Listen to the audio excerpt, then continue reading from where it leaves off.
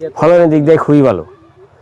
ফলন আর কত হবে, যদি 150 মনের মতো হয় আমার 35-36 ডিসেম্বর জায়গা, তাই তো যথেষ্ট ভালো ফলন। এত শীতকালের মধ্যেও তো ফলন ফলাইছে আল্লাহ পাক, লাখো লাখো কোটি শুকরিয়া। কারণ এরকম ফল বা জীবনের প্রথম করছি দিহু ভাইয়ের পরামর্শে।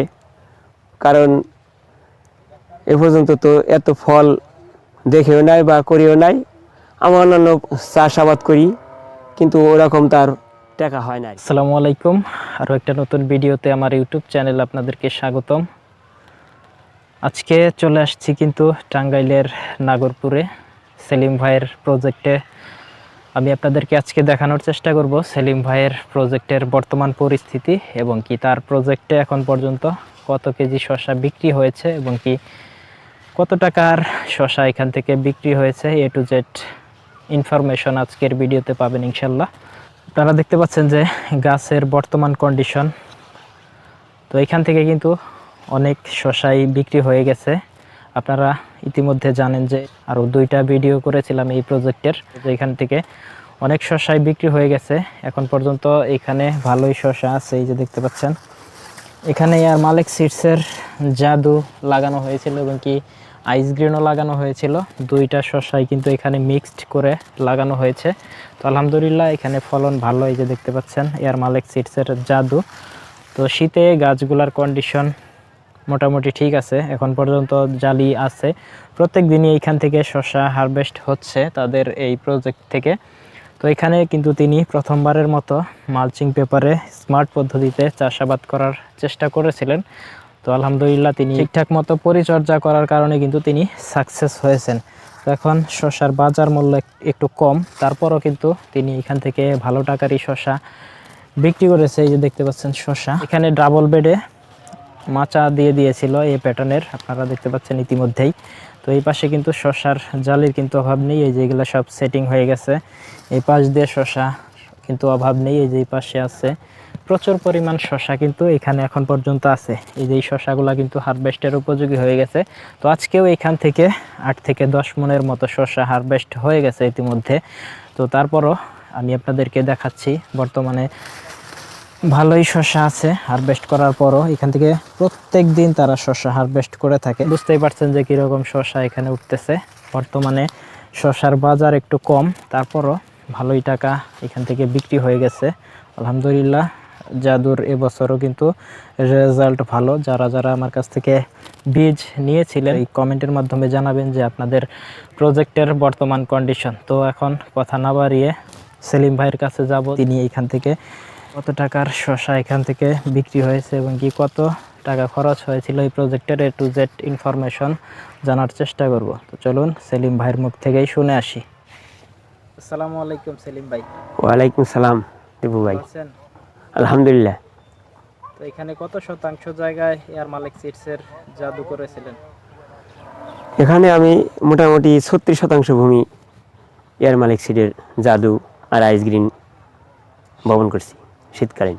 তো এখান থেকে কত দিন ধরে শসা হারভেস্ট করতেছেন? মোটামুটি আজকে 3 সপ্তাহ ধরে হারভেস্ট চলছে আর কি। প্রতিদিনই শসা হারভেস্ট করেন? হ্যাঁ, প্রতিদিনই হারভেস্ট হয়। কত কেজি করে শসা হারভেস্ট হয় বা কত মন? প্রতিদিন 7 মন 8 মন, কোনো দিন হয়তো একদিন করছিলাম 18 মন, এরকম হয় আর কি। বাজার কি রকম? বাজার তো কম, বর্তমানে বাজার এখন খুবই কম। দ্বিতীয় সপ্তাহে 1000-1100 এরকম চলছে, আর তৃতীয় সপ্তাহে তো খুবই হারভেস্ট হচ্ছে, কিন্তু দাম 1000-এর নিচে। গাছের বয়স আজকে কততম দিন? গাছের বয়স 90 দিন হয় না, 85 দিন বা 80 দিন এরকম আর কি, 80 দিন। এখানে আপনার কত টাকা খরচ হয়েছিল এই প্রজেক্টে? মোটামুটি আমার প্রজেক্টে প্রথম অবস্থায় 48,000 টাকা খরচ হয়েছে। তো কিরকম বিক্রি করছেন, কত টাকার মতো? বিক্রি এ পর্যন্ত প্রায় 90,000-এর মতো আসছে আর কি। 70 থেকে 75 মন এ পর্যন্ত হারভেস্ট হয়েছে, মোটামুটি 90,000-এর মতো হয়েছে আর কি। আরো কিরকম বিক্রি করা যাবে আশা করছি? আরও আশা করতেছি মোটামুটি আরও 50 থেকে 60 মন বিক্রি করা যাবে না। তো আপনি এয়ার মালিক সিডসের জাদু এবং আইস গ্রিনের মধ্যে কোনটার ফলন সবচেয়ে বেশি পেয়েছেন? ফলনটা জাদুর ফলনটাই হয়তো বেশি দেখা যাচ্ছে আর কি, কিন্তু গাছটা একটু বাড়ছে কম, কিন্তু আইসগ্রিনটা একটু বাড়ছে বেশি। তাইলে আপনি কি সন্তুষ্ট এই শীতকালে? হ্যাঁ, সন্তুষ্টই তো, সন্তুষ্টই, কারণ শীতকালে এত শশা প্রথম অবস্থায় হারভেস্ট করছি, এটাই তো আলহামদুলিল্লাহ, এটাই তো আল্লাহর লাখো লাখোবার শুক্রিয়া। আপনি তো স্মার্ট পদ্ধতিতে এইবার প্রথম শশা চাষ করছেন। হ্যাঁ, এবছর আমি প্রথম শশা আবাদ করছি। আপনার যে সনাতন পদ্ধতিতে যে শশা চাষ বা অন্যান্য সবজি চাষ করে আপনাদের এলাকায়, তাতে স্মার্ট পদ্ধতিতে এইভাবে মালচিং পেপার দিয়ে করা কি ভালো নাকি সনাতন পদ্ধতি ভালো? না না, মালচিং পেপার দিয়ে করাই সবচেয়ে উত্তম। ফলনের দিক দিয়ে ভালো, সব দিক দিয়ে ভালো, পোকামাকড় কম হয়, খুবই ভালো। আপনার এই জমিতে তো এইবার প্রথম সবজি চাষ করলেন, এইখানে আপনি ফসল যে চাষ করতেন তার মধ্যে কি সবজি চাষে লাভজনক নাকি ধান বা গম পাট? ধান গম পাট এগুলোর চেয়ে এগুলো মনে করেন ডাবল ডাবল, মনে করেন 3 ডাবলের লাভ হয়েছে আর কি, বা দেখা যাচ্ছে।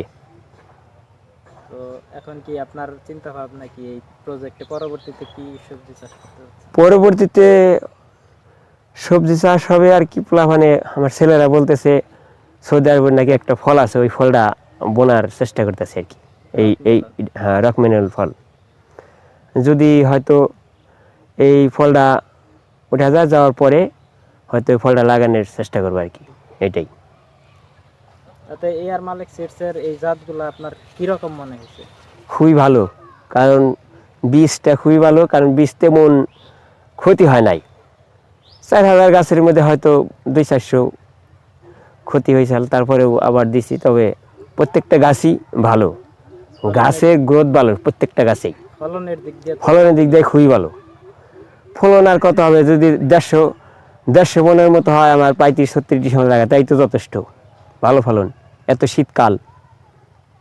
শীতকালের মধ্যেও তো ফলন ফলাইছে আল্লাহ পাক, লাখো লাখো কোটি শুক্রিয়া, কারণ এরকম ফল বা জীবনের প্রথম করছি দিহু ভাইয়ের পরামর্শে। কারণ এ পর্যন্ত তো এত ফল দেখেও নাই বা করিও নাই। আমার অন্যান্য চাষাবাদ করি, কিন্তু ওরকম তার টাকা হয় না আর কীরকম।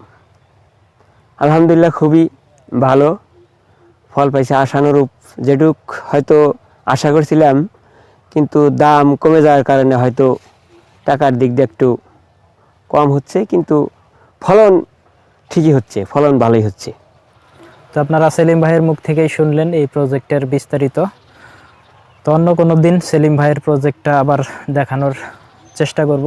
তো সে পর্যন্ত সবাই ভালো থাকবেন, সুস্থ থাকবেন, আর অবশ্যই আমার চ্যানেলটি সাবস্ক্রাইব করে সাথেই থাকবেন। আল্লাহ হাফেজ।